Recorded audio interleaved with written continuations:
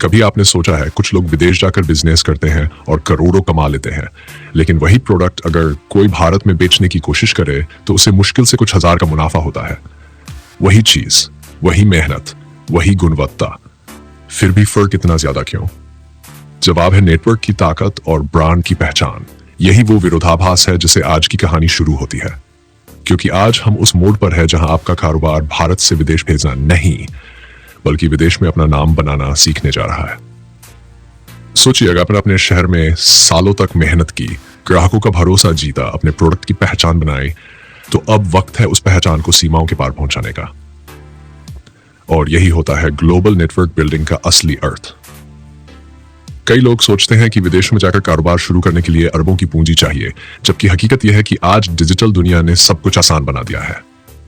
अब आपको किसी देश में जाकर दुकान खोलने की जरूरत नहीं, आप अपने ब्रांड को इंटरनेट के जरिए हर देश तक पहुंचा सकते हैं। सवाल यह नहीं कि कैसे पहुंचाए, सवाल यह है कि क्या आप तैयार है अपनी सोच को सीमाओं से परे ले जाने के लिए।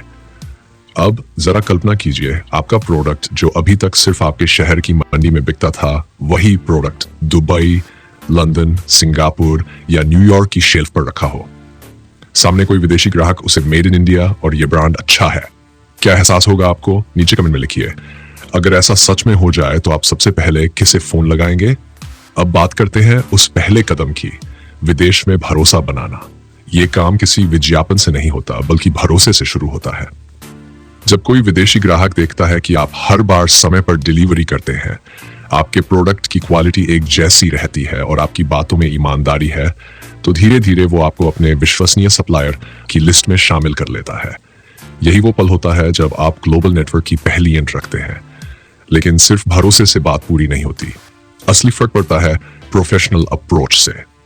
मान लीजिए आपका ग्राहक दुबई में बैठा है, वो चाहता है कि हर महीने उसे माल की अपडेट मिले। अगर आप हर स्टेप पर उसे मेल या व्हाट्सएप अपडेट देते रहें, पैकिंग की फोटो, शिपिंग की डिटेल भेजते रहें, तो उसका भरोसा कई गुना बढ़ जाता है। अब सोचिए, अगर आप खुद किसी से माल मंगवाएं और वो आपको हर स्टेप पर अपडेट देता रहे, तो क्या आपको अच्छा नहीं लगेगा? नीचे कमेंट में लिखिए, क्या आप खुद ऐसे सप्लायर से दोबारा डील करना चाहेंगे या नहीं? अब बात आती है स्थायी उपस्थिति की। जब किसी देश में आपके लगातार ग्राहक बनने लगते हैं, तो आपको वहां अपनी मिनी उपस्थिति बनानी चाहिए। मतलब एक छोटा ऑफिस, एजेंट या पार्टनर जो आपके ब्रांड को वहां संभाले। कई भारतीय व्यापारी ऐसा करते हैं। शुरुआत में वो किसी स्थानीय एजेंट को अपने प्रोडक्ट की डिस्ट्रीब्यूशन का काम देते हैं और जब बिक्री बढ़ जाती है तो वहां अपना डिस्ट्रीब्यूशन सेंटर खोल देते हैं। मान लीजिए आपने दुबई, सऊदी अरब या सिंगापुर में अपने ग्राहकों का एक स्थायी बेस बना लिया। अब हर बार माल भारत से भेजने की बजाय आप वहां एक छोटा गोदाम खोल सकते हैं। इससे आपका डिलीवरी टाइम घट जाएगा, कस्टमर को भरोसा बढ़ेगा और आपकी साख और मजबूत होगी। आपको जानकर हैरानी होगी कि बहुत से भारतीय व्यापारियों ने इसी रणनीति से अपने ब्रांड को दुनिया में फैलाया है। वो खुद भारत से बाहर नहीं गए, लेकिन उनका नाम हर देश में जाना जाने लगा, क्योंकि उन्होंने सिर्फ माल नहीं बेचा, सिस्टम बेचा, भरोसा बेचा और पहचान बनाई। अब एक हल्का सवाल आपसे, अगर आपको मौका मिले तो आप अपना पहला मिनी ऑफिस किस देश में खोलना चाहेंगे? नीचे कमेंट में देश का नाम जरूर लिखिए, क्योंकि शायद वही आपका भविष्य का बिजनेस पता बन जाए। अब बढ़ते हैं एक और अहम हिस्से की ओर, ग्लोबल ब्रांडिंग और पहचान निर्माण। यह सिर्फ लोगो या पैकिंग से नहीं बनती, बल्कि कहानी से बनती है। हर ब्रांड के पीछे एक कहानी होती है।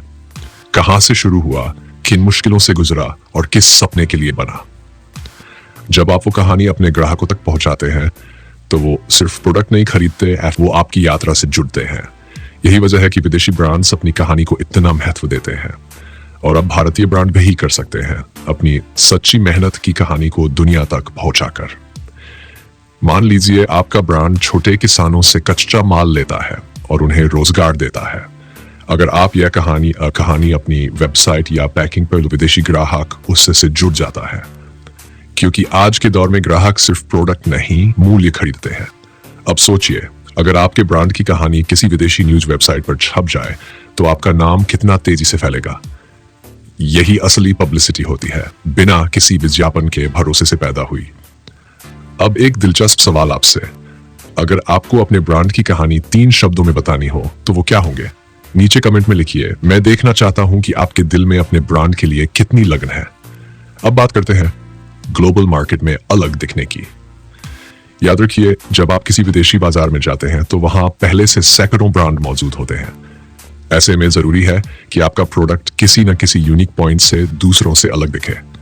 ये यूनिकनेस क्वालिटी में हो सकती है, पैकिंग में, कीमत में या आपकी कहानी में। मान लीजिए आप कॉटन बैग बनाते हैं, लेकिन आप अगर ये कहें कि हमारे बैग रिसाइकल्ड कपड़े से बने हैं और ये पर्यावरण को बचाते हैं, तो वही बात आपको भीड़ से अलग कर देगी। यही फर्क बनाता है लोकल प्रोड्यूसर और ग्लोबल ब्रांड में। इसलिए हमेशा सोचिए, मेरे प्रोडक्ट की ऐसी कौन सी विशेषता है जो किसी और के पास नहीं है, और अगर अभी नहीं है तो मैं उसे कैसे जोड़ सकता हूं। यही सोच आपको ब्रांडिंग की नई ऊंचाई तक ले जाएगी। अब बात आती है ग्लोबल कम्युनिकेशन स्किल की। विदेशी ग्राहक भावनाओं की भाषा नहीं समझते, वो स्पष्टता की भाषा समझते हैं। इसलिए जब आप उनसे बात करें तो साफ, सटीक और प्रोफेशनल भाषा में करें। हर मैसेज में डिटेल लिखें, टाइम, क्वांटिटी, पैकिंग, शिपिंग और पेमेंट टर्म्स। इससे आपकी छवि एक प्रोफेशनल व्यापारी के रूप में बनती है। और अगर आप ये सोच रहे हैं कि अंग्रेजी कमजोर है तो क्या होगा, तो चिंता मत कीजिए। आज AI टूल्स और ट्रांसलेशन एप्स हर चीज आसान बना चुके हैं। अब भाषा बाधा नहीं, बस बहाना है। अब एक सवाल आपसे, क्या आपने कभी किसी विदेशी ग्राहक से बात की है? अगर की है तो नीचे कमेंट में बताइए वो अनुभव कैसा था। अगर नहीं की तो लिखिए अब करूंगा। अब चलते हैं ब्रांड विस्तार की दिशा में। जब आपका ब्रांड विदेश में पहचाना जाने लगे तो आपको वहां की संस्कृति और ग्राहकों की पसंद को समझना होगा।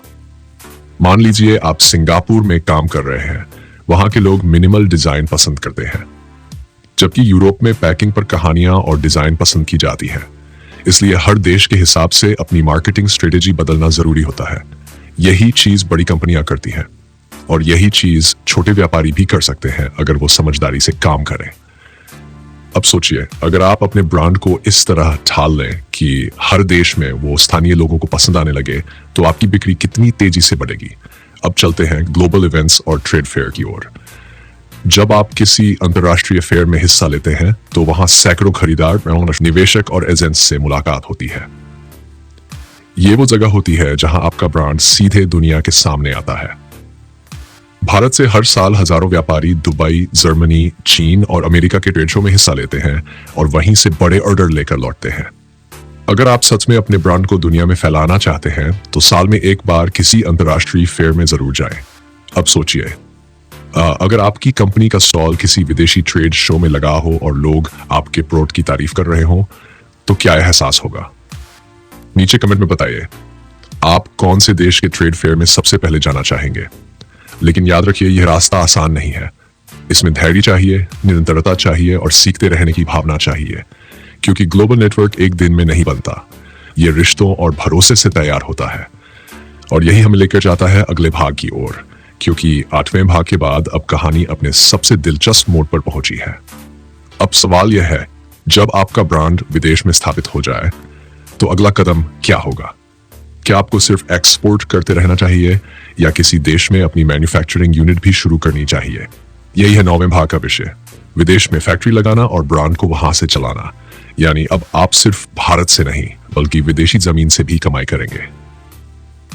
तो तैयार रहिए, क्योंकि अगला भाग आपके बिजनेस को एक बिल्कुल नए स्तर पर ले जाएगा। अब बताइए, अगर मौका मिले तो आप कौन से देश में अपनी पहली फैक्ट्री खोलना चाहेंगे? नीचे कमेंट में देश का नाम लिखिए, क्योंकि शायद वहीं से आपकी ग्लोबल एम्पायर की शुरुआत हो।